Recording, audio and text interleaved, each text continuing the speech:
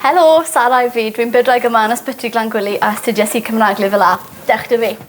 Dywes i lan mewn tŷ dwyieithog, siarad Cymraeg gyda mam a Saesneg gyda dad. O'n i wastad wedi joio Cymraeg yn yr ysgol fel pwnc a'r cyfleoedd o'n i'n cael. O'n i'n yn meddwl, byddwn i'n licio mynd mlaen i astudio Lefel A. A oedd e'n grêt achos o'n i'n gyd yn dod mlaen da'n gyd yn gallu trafod syniadau, yn gallu cael yr amser yna gyda'r athrawon fyd. Dim jyst barddoniaeth yw Cymraeg Lefel A, mae hwnna'n misconception, mae gymaint o amrywiaeth. Dwi'n defnyddio'r Gymraeg bob dydd yn swydd. Mae lot yn gwerthfawrogi gallu siarad yn iaith cynta, yn enwedig pan maen nhw mewn pôn a ddim yn gallu cyfathrebu fel bydden nhw fel arfer. Fi mor falch bod fi wedi cyrraedd le fi heddi a wedi gallu astudio rhan o'n radd trwy gyfrwng o'n Gymraeg. Mewn 10 mlynedd byddwn ni'n licio bod fi still yn gweithio fel bydwraig. Dwi wedi tyfu lan yn siarad Cymraeg, dwi wedi astudio'r Gymraeg a mae hwnna wedi rhoi sylfaen gwych i fi. Os ti ddim yn siŵr os dyle ti astudio'r Gymraeg fel pwnc, please cer amdani. Mae lot o misconceptions bod e'n boring, bod e'n drwm,